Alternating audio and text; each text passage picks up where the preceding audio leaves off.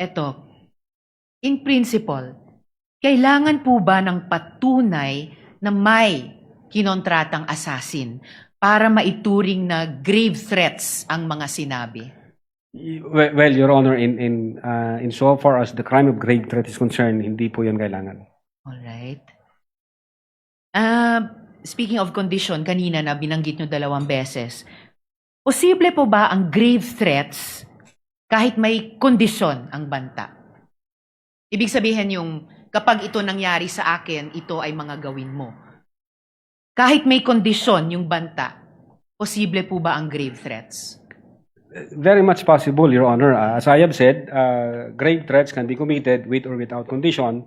And as a matter of fact, meron akong naalalang isang case, SPO2 Jamaica versus Attorney Bangot.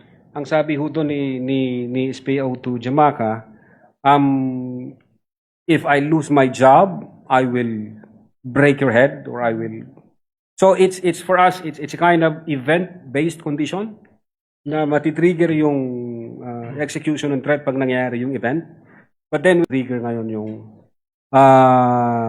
yung threat na inatter ng offender, So, Your Honor. masasabi pong may jurisprudence po dahil may nakikita kayong paghahalintula dun sa kasong ni rule ng SC, kaugnay ni PO2 Jamaica at itong kay Vice President. Yes, Your Honor. Alright.